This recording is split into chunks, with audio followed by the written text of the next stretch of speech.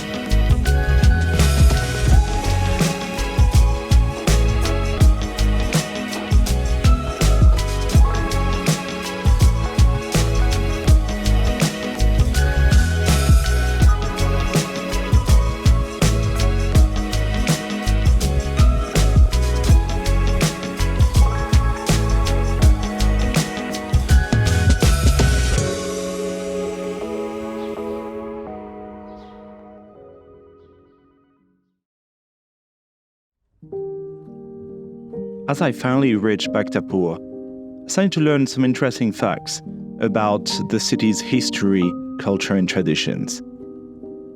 Bhaktapur is one of the three ancient capital cities in the Kathmandu Valley, located just 13 kilometers away from Nepal's capital, Kathmandu, and is easily reachable from there in a mere 30 minutes. With roots dating back to the Lichavi dynasty, Bhaktapur flourished as the capital of Nepal during the Malla dynasty. This period is often regarded as Bhaktapur's golden age, where it stood as a wealthy and powerful Newari kingdom, thriving on its strategic position along the ancient India-Tibet trade route. Even after the Kathmandu Valley was split into three kingdoms in 1428, Bhaktapur maintained its prominence as the capital of one of these, until it was annexed by the Gorkha kingdom in 1769. Which is at the origin of the modern Nepali state. After its conquest, Bhaktapur remained slightly outside the center of power of the new kingdom and wasn't as impacted by the various change and modernization happening in the rest of the valley. Remarkably, the city's relative isolation preserved its unique Newari culture and architecture, making it a true living museum. Like the other two royal capitals of the Kathmandu Valley, Patan and Kathmandu, Bhaktapur furnishes history and heritage sites, including a royal palace and a Durbar Square. The royal palace was very nice, including some incredible artwork, the highlight of which being its beautiful entrance gate, its pond, and a beautiful wooden door that was unfortunately forbidden to photograph. I enjoyed visiting Bhaktapur Royal Palace, but in many ways, it was very similar to what I had found in Kathmandu and Patan. Even if it was very beautiful and a strong example of Newari architecture, after visiting two of the palaces, I just wasn't as surprised as I could have been.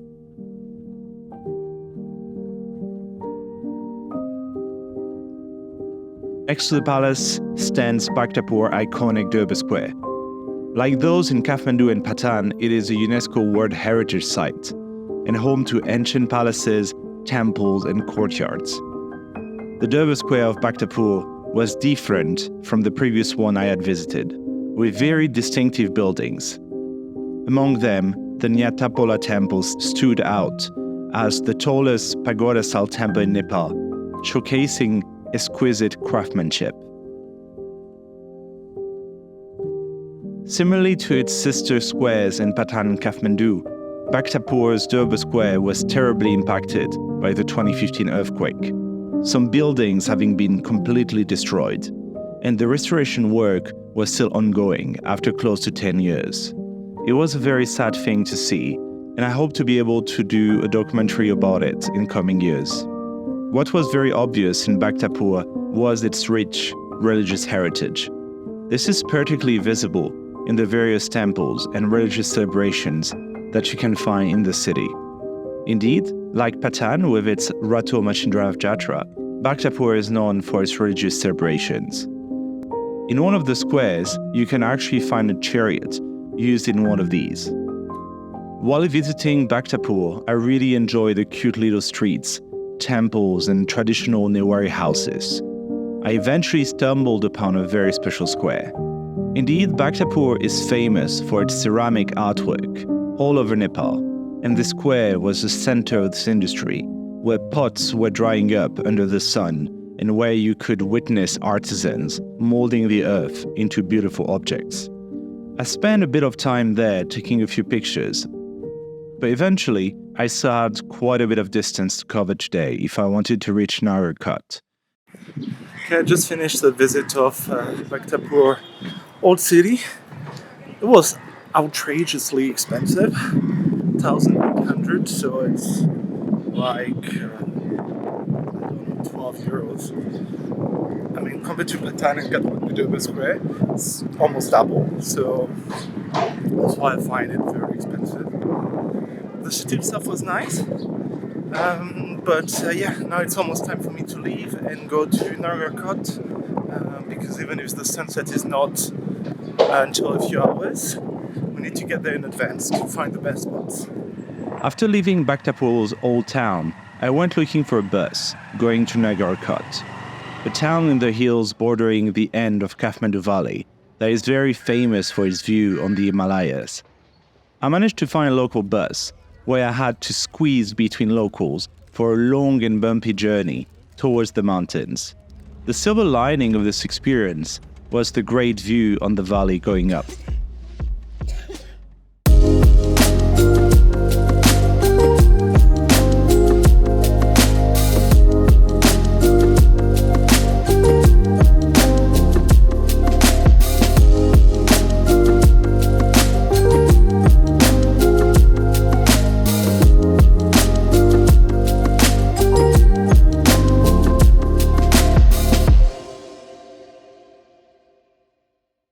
Okay, I just got out of the bus, so I'm in Nagarkot.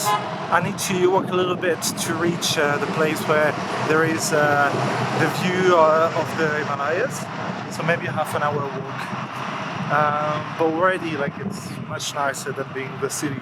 It's still very touristy, you have lots of shops, but it's not too bad either.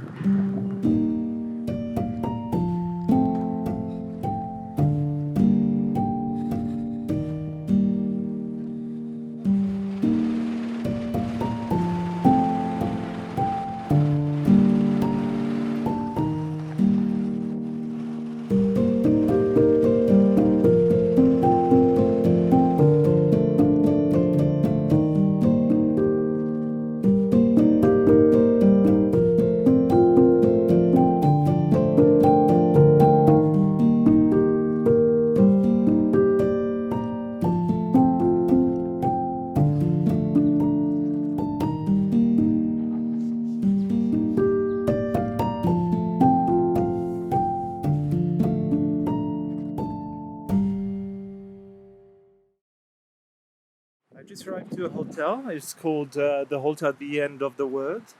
And so it's very cheap. It's a budget hotel, but I heard about it online.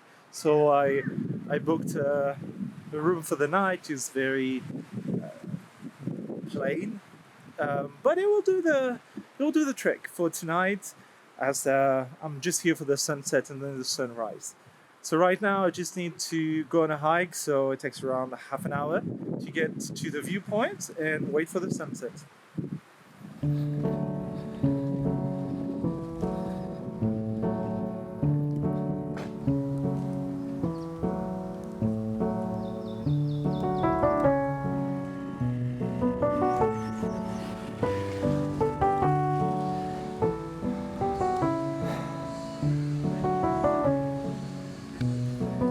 I've noticed one thing while trekking to the viewpoint. It is that the whole view has been pretty much privatized by hotels and resorts.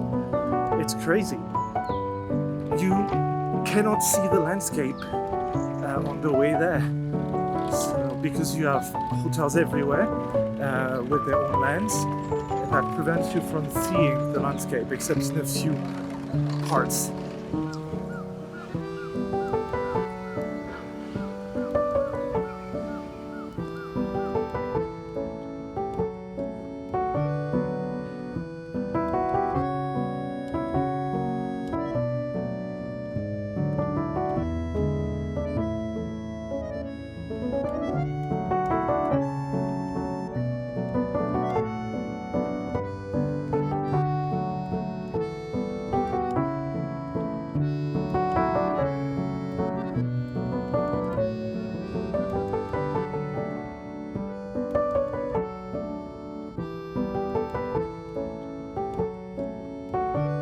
After a nice walk, which took me a bit more than half an hour, I came across the viewpoint that I was looking for. Unfortunately, I was a bit disappointed, as the view of the mountains was completely obscured by pollution and clouds. The view was still nice, but not what I had come looking for. I was, however, still hopeful, as I could still try my luck again in the morning.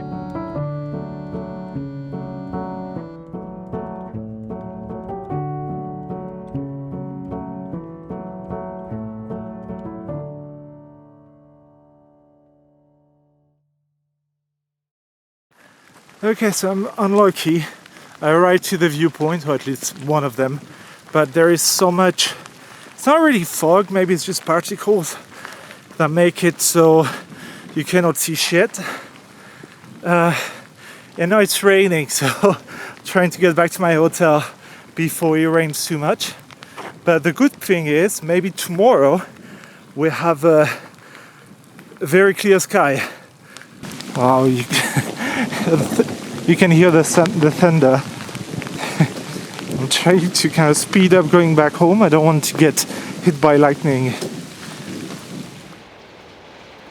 Fortunately, all hell broke loose before I managed to reach my hotel, and I had to go back under torrential rain and loud thunder. Once I reached the hotel, I was wet to the bones. I was then very happy to get a warm meal and observe the storm through the windows. We even had a blackout that was quite impressive, with the thunderbolts illuminating the night outside. Quite a spectacle.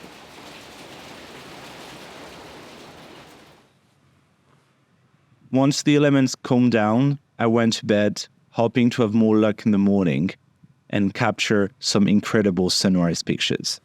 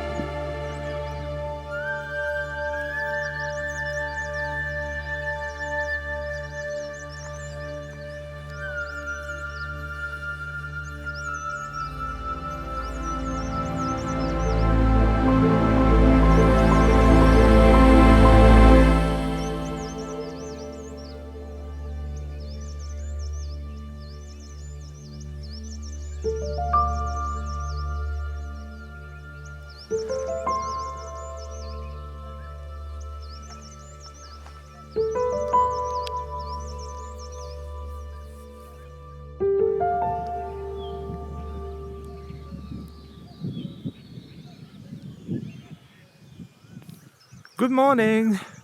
We are still in Nagarkot, and unlike yesterday, today is beautiful. I had the most amazing sunrise, which is I think it's because yesterday there was such a big storm, there was so much rain that kind of cleared up a bit the sky, and it is beautiful. But the view is magical. That's so cool. That's so amazing.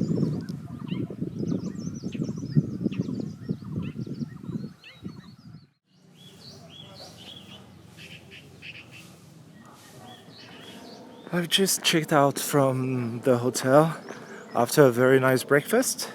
So now I have some energy to spend, and I will need it because I'm gonna walk to Bhaktapur. So should be around 3 hours, but it's mostly downhill, so should not be too hard either. I'm ready for a nap almost. But well, that can wait.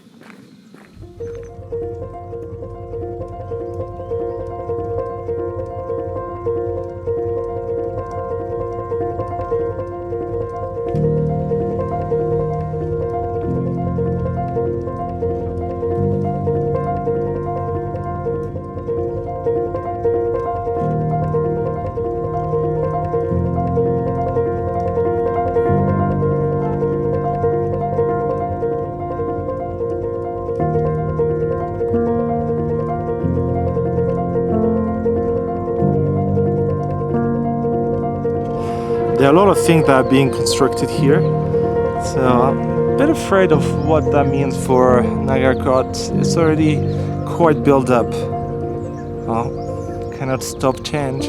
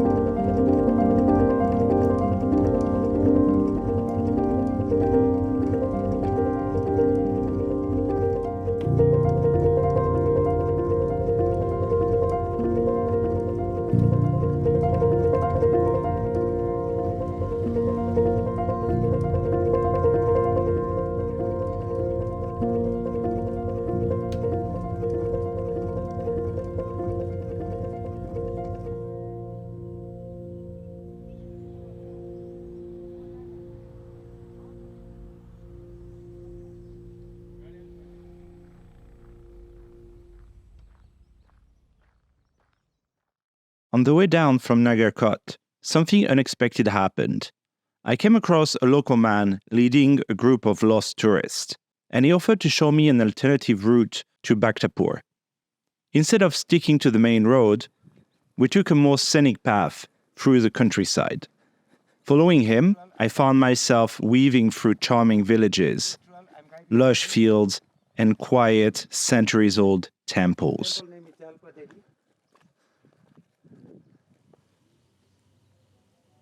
The views of the valley were still incredible, even if the haze from pollution blurred the distant mountains. Despite that, the journey itself was beautifully immersive. We eventually wandered through a local forest and came upon a hidden temple dedicated to Hanuman, the Monkey King. There we encountered a guru, a Hindu holy man who lived in seclusion, tending to the temple. He allowed me to take a few photos of the sacred objects around us. I noticed that there were a lot of stray dogs roaming the temple grounds, and my guide explained to me that the guru provided these wild dogs with food and shelter, a peaceful guardian to both animals and temple. After a while, we completed our descent and arrived at an ancient Hindu temple called Narayan. The temple, considered to be one of the oldest in Nepal, is dedicated to Lord Vishnu. Unfortunately, I was tired and low on cash, and did not end up visiting the temple itself. Once there, I parted ways with my unexpected guide and took a taxi back to Kathmandu. Looking back on these 2 days, I feel so grateful. Visiting Bhaktapur was incredible, filled with history and culture. But for me, the highlight was definitely Nagarkot. Watching the sunrise there, with only the birds as my soundtrack, was magical. I would recommend it to anyone, especially if you're short on time and can't make it into the deeper mountains. And on that note, it's time to wrap up this video. If you enjoyed the journey, please like and subscribe to support the channel and stay in tune for more adventures across Nepal. Until next time, have a good day and see you very soon. Tschüss!